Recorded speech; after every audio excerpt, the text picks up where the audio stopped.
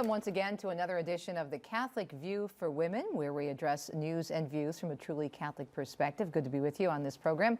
On the EWTN, Global Catholic Television Network, I'm Teresa Tomeo, along with Astrid Bennett Gutierrez from the VITA Initiative, where she serves as the Executive Director, and my dear friend, also Janet Morana, from Priester Life and Silent No More. And today we're going to be talking about the impact E.N.D.O.W has on the Hispanic community. And E.N.D.O.W is actually an acronym for a beautiful teaching ministry, educating on the nature and dignity of women. Beautiful. Yes, yes. And this is, I actually came in contact with E.N.D.O.W many years ago when I spoke at their first national conference, which took place in Colorado Springs. And I love this ministry because it's very doable, it's very usable, it's very easy to apply. Women come together and they study either a document of the church or they look at maybe one of the saints. A few years ago, they introduced a study on St. Catherine of Siena, of course, one of my favorites. So E.N.D.O.W was actually born out of the Archdiocese of Denver under then Archbishop Charles Chaput, who's now in Philadelphia, and along with the work of Terry Polakovic, who is the original director of E.N.D.O.W. Great program, all kinds of chapters all over the country. It's so beautiful, and of course it highlights the beautiful female saints of the church and their lives, and it's so inspiring. But realizing that the Hispanic community that's ever growing, in fact, let me give you a statistic about the Hispanics in the U.S. For every non-Hispanic that passes away, one non-Hispanic is born. For every Hispanic that passes away in the U.S., 20 Hispanic babies are born. Wow. So that means the church as well is growing tremendously. And so we have to look at all these beautiful apostolates and think about how do we reach out to our Hispanic brothers and sisters. And in this area of chastity, let me tell you something. It's like the pro-life movement, where you have a community that's so hungry for this message, adversely affected by the culture, open to the message, but sadly, we're not hearing the chastity message. Our parents weren't taught how to convey chastity. We don't know our dignity. There's so many challenges. So the fact that E.N.D.O.W has created this chapter is such a blessing. And Alejandra Baker, who we had the privilege to interview in California, she's a mother and a wife and mother, and very active in the Diocese of Orange, California. And she's also, she started off doing 40 Days for Life, doing that beautiful apostolate, and being in the pro-life movement, you begin to see what are the roots of this abortion problem. You realize it's the chastity issue. So now she's begun to pioneer the Hispanic division of E.N.D.O.W. How large, is it just in this one area right now, or how large is the Hispanic version of E.N.D.O.W? It's growing. It's nascent. It's a new thing. But this year they began chapters in California, and the idea is for it to spread to every Spanish-speaking community in the world. And so far, how is it being received? Tremendously. Young women are so hungry for this. And I find, and you'll see in Alejandra's interview, but I find that the need for it is so huge, not only because young women have to be taught chastity, all young women, Hispanic women, but also because there's a component of E.N.D.O.W that's very healing. Hispanic women I feel, suffer tremendous abuse sexually. Many Hispanic women, and it goes, we don't talk about it. It's not healed. Where does that come from? What is it?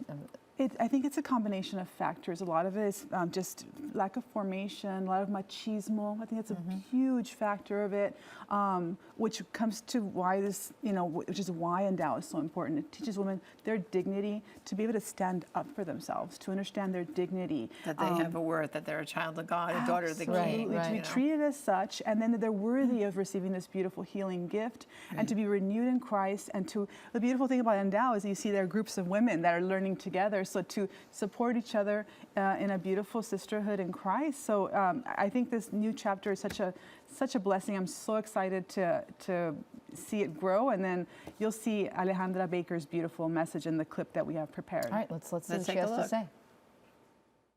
I became involved in E.N.D.O.W when we were trying to bring to our parish a program that would help educate or help women understand their true dignity and their value and their role in society as women, as daughters, as mothers. One of the joys of bringing this program to the Hispanic community is when they share how much this information, this news means to them in their life. You are hearing them saying, no one told me this, I wish I had learned it before, I now understand my role in the family. I now understand that I have a dignity, not only as a mother, but as a woman.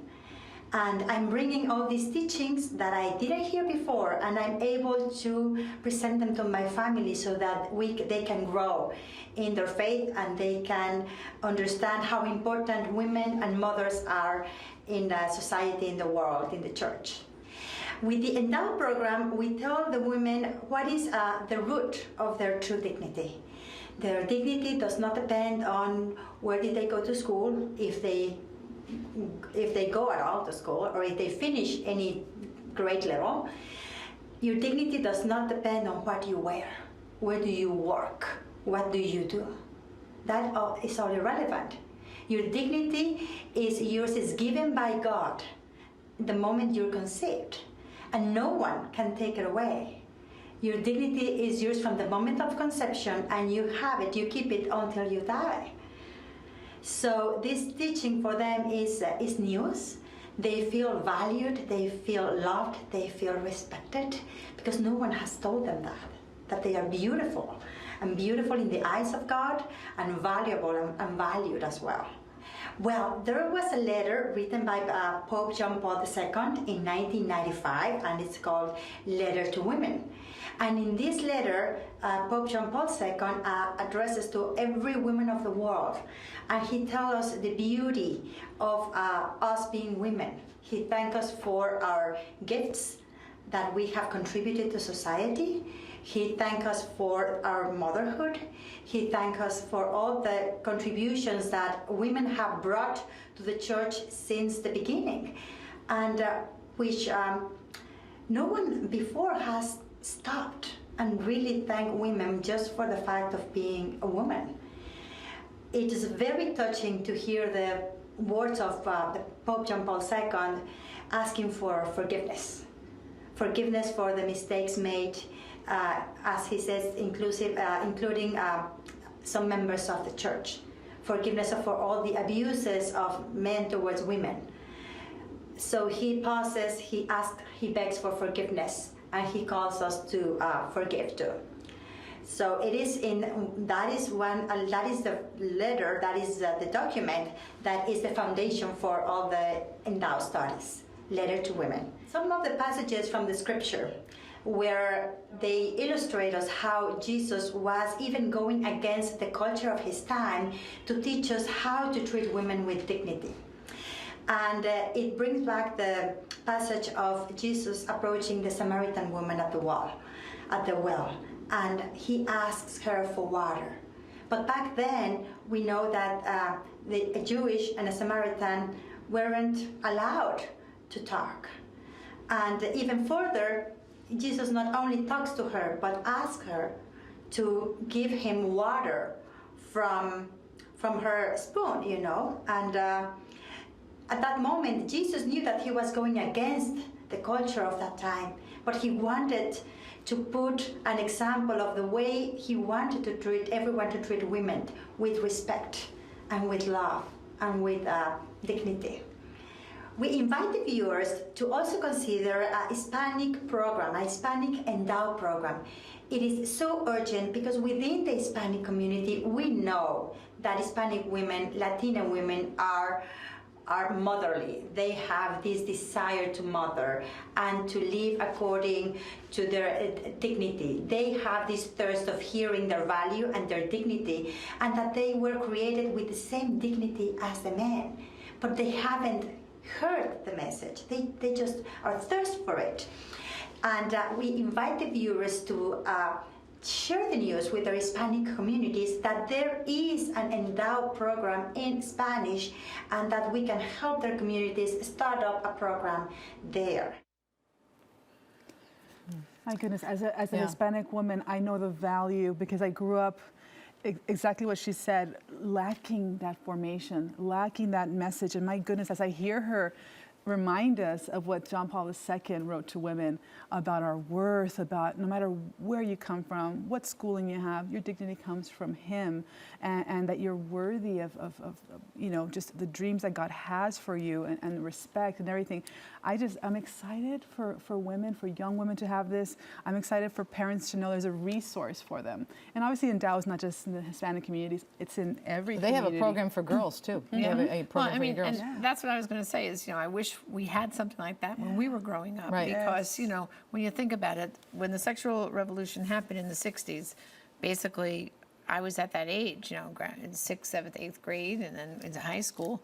And we weren't spoken to that way about our dignity, our worth, about the scriptures, about, you know, how we're taught, you know, it just wasn't there. Yes. And so it was very easy to get swept up into the culture like we did. Well, I still you think know? there's not enough, and we have these programs like this, and our program, you know, EWTN and other media apostolates, Catholic media apostolates, but I still think, for the most part, outside of our audience, these beautiful teachings and documents Don't are get not out known. there. And They don't. I included both Mulieris Dignitatem and the Papal Letter to Women and some of the writings of Paul VI in my book, Extreme Makeover. And I picked up on the Papal Letter to Women, as she mentioned, some of the things that he talked about. It's so important to hear it from the church, to recognize and to understand what your value is. In his 1995 letter, he also addressed female objectification, discrimination, and modern-day obstacles that keep women from their full potential. And the reason I included it in the book, and we talk about these documents a lot, is because we want women to know how the church really views them. That's right. And just let me read a little bit from the Papal Letter to Women. Unfortunately, John Paul II said, we are heirs to a history which has conditioned us to a remarkable extent. In every time and place, this conditioning has been an obstacle to the progress of women. Women's dignity has often been unacknowledged and their prerogatives misrepresented. They have often been relegated to the margins of society and even reduced to servitude. This has prevented women from truly being themselves and resulted in a spiritual impoverishment, which you were just talking about, of humanity. Yes, it is time to examine the past with courage, to assign responsibility where it is due in a review of the long history of humanity. Women have contributed to that history as much as men, and more often than not, they did so in much more difficult conditions. But even though time may have buried the documentary evidence of those achievements, their beneficial influence can be felt as a force which has shaped the lives of successive generations, right up to our own. This great, immense feminine tradition, humanity owes a debt which can never be repaid. Yet how many women have been and continue to be valued more for their physical appearance and for their skill, their professionalism, which she was just mentioning, right, than their intellectual abilities, their deep sensitivity in a word, their very dignity of their being. So this kind of language, so many women don't even know the church uses when it talks about their dignity. Right. It's buried. It brings you to tears, because hearing it, if you've never heard it, it just makes you feel loved by God. And to understand the church is not saying reject motherhood like it's not enough. No, it's saying actually that's a beautiful thing. It's a gift that God gave you. Plus, you could have been given these other gifts too. So women are capable of so much in society, and you know, this is what the But they don't realize that the church acknowledges that as well, right. and that drives me crazy. Really, that's what St. John Paul II did in his Papal Letter to Women, in his thank yous. It wasn't just thanking mothers. He thanked the mothers, but he thanked the single women. He thanked the women who were a religious life. Whatever a woman's vocation is, he gave that thank you to, as if to say they're all good. They're all equal. Right. You know, I think sometimes women who, you know, they don't marry for whatever reason. They're not live a called to consecrated that. life, right. Or they're in the consecrated life, and then somehow it's like, oh, well, you didn't have children, so you're less important, and that's not you're the single, case. you're a widower. We can all be spiritually fruitful. That's we can all right. contribute to the world, and God has a plan for us. Yeah, so much good stuff. And we come back after the break. We're going to talk about also Mulieris Dignitatem, which is another document. And I actually was in E.N.D.O.W at my parish for about 2 years, and we actually studied Mulieris Dignitatem. And I can remember the women who had never been exposed to it before saying, why haven't I seen this? I mean, there was half excitement, and as you said, you're so excited for the young Hispanic community. But then there was a little bit of a, wait a minute, I feel like I've been gypped. How come I haven't heard about this before? Yeah, exactly. So more on the E.N.D.O.W program, and specifically the impact it's having on the Hispanic community, when we return on this edition of The Catholic View for Women. We'll be right back.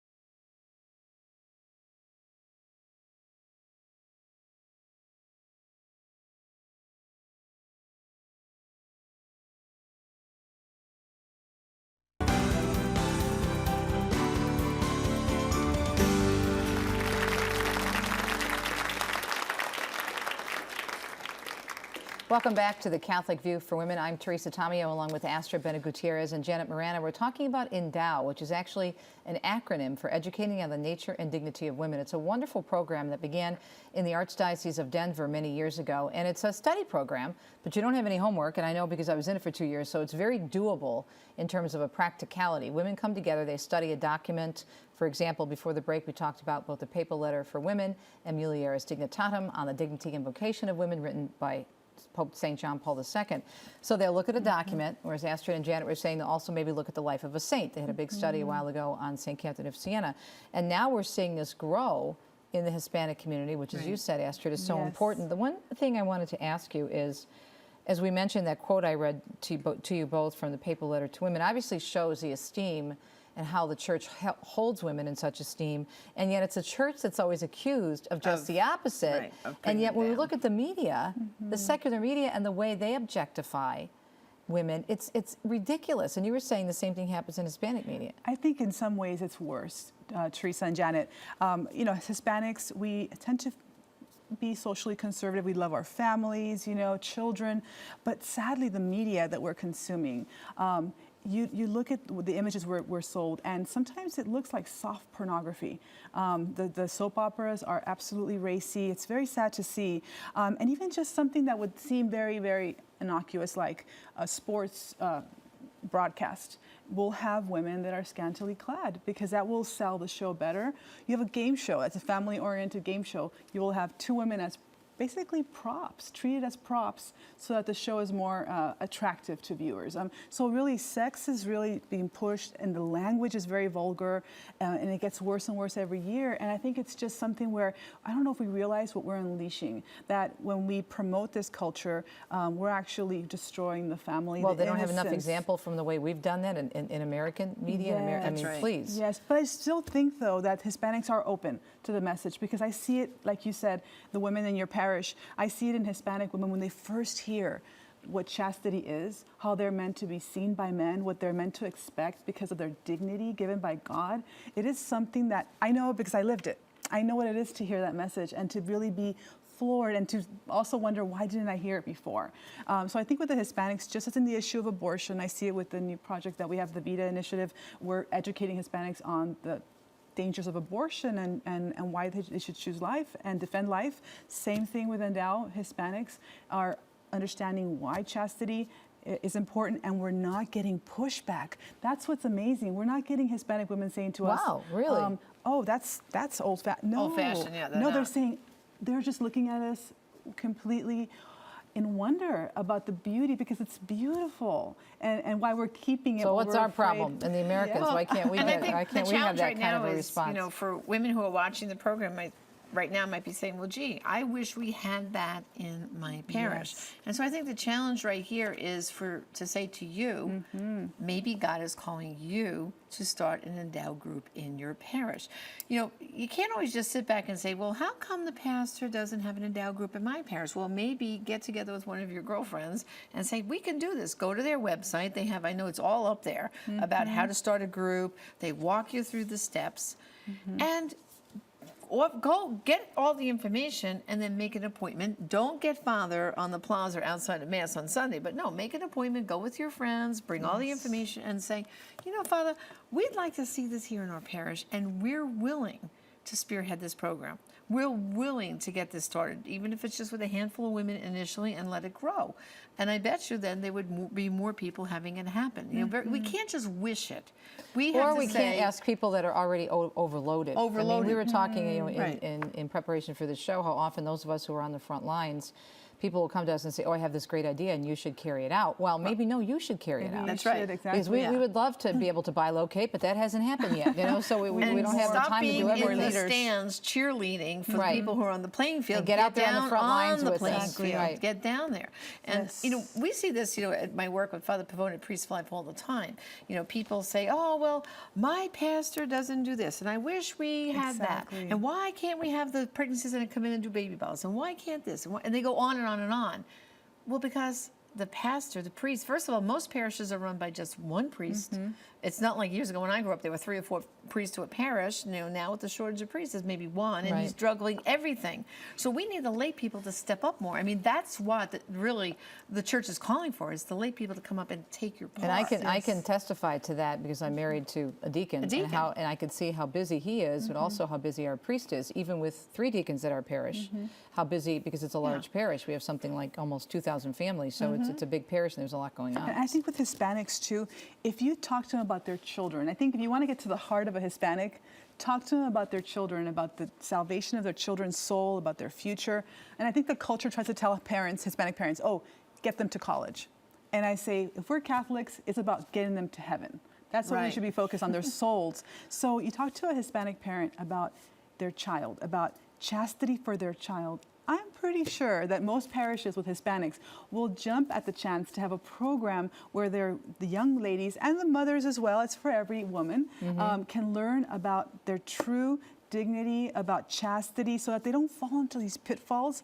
And these young women are going to be the next generation. So basically, you know, with the Hispanic community growing so fast, it's almost like as goes the Hispanic community, so goes the church, so goes society. Well, just by the numbers you said. The numbers, Yeah, 20 to 1. I mean, that's staggering. That is the future of the church. And also, too, you know, with the E.N.D.O.W program, we said there was Pope Paul, John Paul's letter to women, but also Mulieris Dignitatem, Teresa. I think you were going to read another quote. There's a great quote, and he talks about how Jesus sees women, and that document is just amazing to me. And again, we'll have the links and all the information on our website at thecatholicviewforwomen.com. But let me just read you about the way Jesus looked at women, and this is what doesn't get out there either. And you were talking about the women understanding once they realize how God sees them, you know, equal, beautifully different, but also equal. As we scan the pages of the gospel, many women of different ages and conditions pass before our eyes. We meet women with illness or physical sufferings. Sometimes the women whom Jesus met and who received so many graces from him also accompanied him as he journeyed with the apostles through the towns and villages, proclaiming the good news of the kingdom. And they provided for them out of their means. And that is a direct quote from the Gospels. Sometimes women appear in the parables that Jesus of Nazareth used to illustrate for his listeners the truth about the kingdom. In all of Jesus' teaching, as well as in his behavior, and this is so key. This is a line that blew me away when I first read this document. One can find nothing which reflects the discrimination against women prevalent in his day.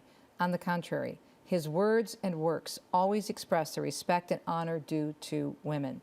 This way of speaking to and about women, as well as his manner of treating them, clearly constitutes an innovation with respect to the prevailing custom at that time. Men did not treat women the way Jesus treated women 2,000 years ago. No, if anything, they really, women were downcast basically at the time Jesus walked on this earth. And if anything, Jesus was countercultural. Very countercultural. Just like with the woman at the well. There is no way he should never have spoken to her. Never, right. Ever. And yet, not only did he speak to her, but then he basically saved her, you know, knew her sins and saved her. And it just goes on and on. All the things that Jesus has done with women. He had some great women friends, you know, at the time.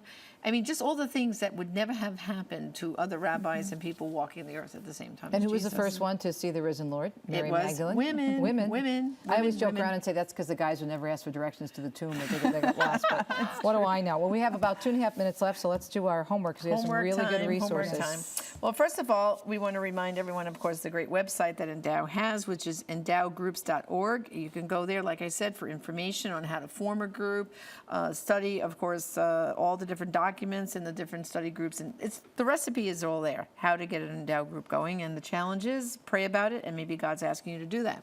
The second thing is check out the Theology of the Body Institute. And again, the study of the theology of the body is key to what the E.N.D.O.W Well, because it's a John Paul II. John Paul II. Right. And of course, we will have the links to go to read St. John Paul II's Papal Letter to Women and Mulieris Dignitatem, which are available at the EWTN library. There's a complete library of documents up on the EWTN website. And of course, number 4, visit thecatholicviewforwomen.com, our website, for more information. We have actually all our past season programming is up there, plus our discussion questions and so forth and so on. And we want to invite people to sign up for our monthly newsletter that we send out via email. And of course, finally, Facebook is important. And please Right. Like us. Like us on Facebook. And tell us about us. And then finally, too, I always like to point out our beautiful kitchen Madonna here. She's available at the EWTN Religious Catalog. She's now in bronze, and her symbolism is beautiful because she has the kettle, which reminds us to be nourished both in body and soul.